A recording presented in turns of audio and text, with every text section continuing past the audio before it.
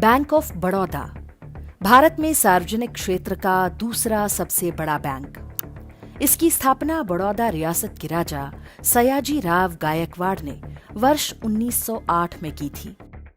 वही सयाजी राव गायकवाड़ जिन्हें भारत का अंतिम आदर्श हिंदू राजा भी कहा जाता है।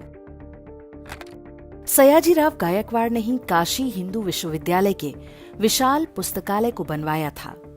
उन्होंने ही सबसे पहले भीमराव अंबेडकर की प्रतिभा को पहचानकर उन्हें विदेश में पढ़ने के लिए प्रोत्साहित किया था। सयाजीराव गायकवाड़ जैसे महान व्यक्तित्व द्वारा स्थापित बैंक ऑफ बड़ौदा आज जो कुछ कर रहा है उससे निश्चित ही उस महान आत्मा को कष्ट पहुंचता होगा। बैंक ऑफ बड़ौदा का काम बैंकिंग और उससे जुड़ी सेवाएं देना है, लेकिन ऐसा लगता है कि इस बैंक के प्रबंधन को भी सेकुलरिज्म का चस्का लग गया है। इसके लिए बैंक की ओर से हिंदी की आड़ में उर्दू को बढ़ावा दिया जा रहा है। बैंक ऑफ बड़ौदा ने राष्ट्रभाषा सम्मान के नाम से एक पुरस्कार बांटा। भारत में कोई राष्ट्रभाषा घोषित नहीं है।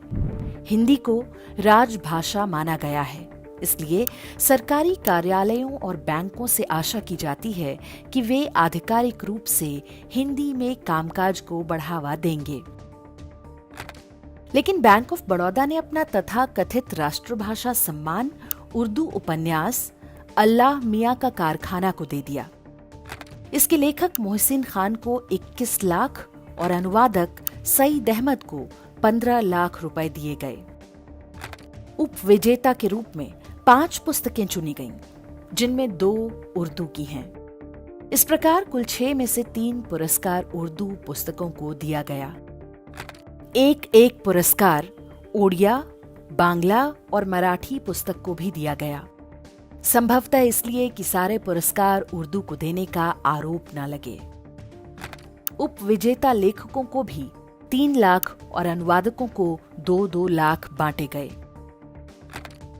बैंक ऑफ बड़ौदा प्रबंधन ने पुरस्कार के लिए जिन 5 लेखकों को जूरी बनाया, इन सभी की पहचान वामपंथ समर्थक के रूप में होती है। दिल्ली में हुए पुरस्कार समारोह में सूफी संगीत का कार्यक्रम हुआ। पुरस्कार की आड़ में उर्दू थोपने का ये विषय जब इंडेक्स पर हमने प्रमुखता से उठाया तो बैंक ऑफ बड़ौदा की ओर से ट्विटर पर एक सफाई दी गई। इसमें कहा गया कि बैंक ऑफ बड़ौदा राष्ट्रभाषा सम्मान संविधान की 8वीं अनुसूची में शामिल भाषाओं के उपन्यासों के हिंदी अनुवाद के लिए प्रदान किया जाता है।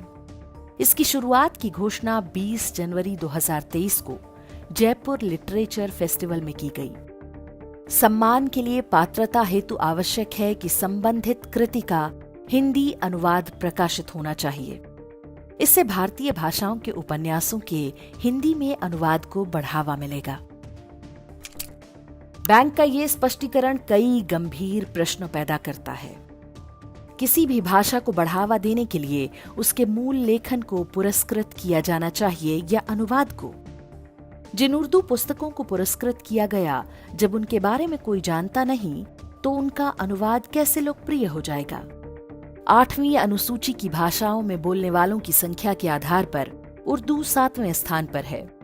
उससे कई गुना अधिक लोग मराठी, तेलुगु, तमिल और गुजराती जैसी भाषाएं बोलते हैं, लेकिन उर्दू से ही ये विशेष प्रेम क्यों?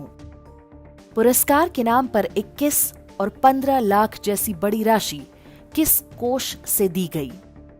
राजभाषा के नाम पर भारत सरकार जो पुरस्कार देती है उसमें भी अधिकतम राशि 2 लाख रुपए है। सार्वजनिक क्षेत्र का एक बैंक जयपुर लिटरेचर फेस्टिवल जैसे वामपंथी प्रभुत्व वाले कार्यक्रम में पुरस्कार की घोषणा क्यों करता है? क्या बैंक के प्रबंधन का वामपंथी विचारधारा से क्या कोई विशेष प्रेम है? मजहबी तुष्टीकरण के मामले में बैंक ऑफ बड़ौदा की गतिविधियां बहुत पहले से संदिग्ध हैं। भारत में उर्दू को बढ़ावा देने के नाम पर रेख्ता नाम से एक कार्यक्रम हर वर्ष होता है। बैंक ऑफ बड़ौदा इसके सबसे बड़े प्रायोजकों में से एक है। उर्दू के प्रति बैंक ऑफ बड़ौदा का ये विशेष प्रेम सामान्य नहीं है। देश में हिंदी का विरोध होता है, जबकि ये 57% से अधिक लोगों द्वारा बोली समझी जाती है। हर भारतीय भाषा को लगता है कि उन पर हिंदी को थोपा जा रहा है, जबकि वास्तव में उर्दू थोपी जा रही है। देश की राजधानी दिल्ली से लेकर तमाम रेलवे स्टेशनों के बोर्ड पर उर्दू में भी नाम लिखे जाते हैं, जबकि बांग्ला, मराठी, तेलुगु, तमिल, गुजराती बोलने वालों की संख्या इससे कहीं अधिक है। कन्नड़ बोलने वालों की संख्या भी लगभग उर्दू के बराबर है, लेकिन इसे केवल कर्नाटक तक समेट कर रख दिया गया। कांग्रेस के समय में ढेरों राज्य सरकारों ने मुस्लिम तुष्टीकरण की नीति के अंतर्गत उर्दू को दूसरी राजभाषा की मान्यता दे रखी है। भारत के उर्दूकरण पर हमने एक वीडियो बनाया है, जिसका लिंक आप डिस्क्रिप्शन और कमेंट में देख सकते हैं।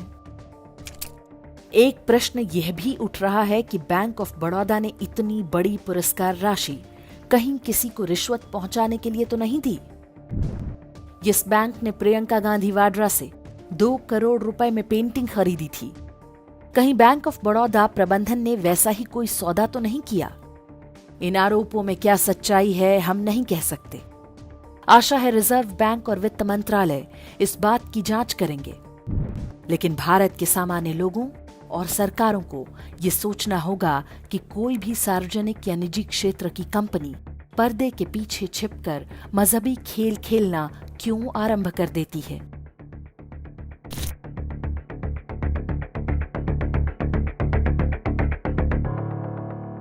इंडेक्स ऑनलाइन के वीडियो समाज को समर्पित हैं।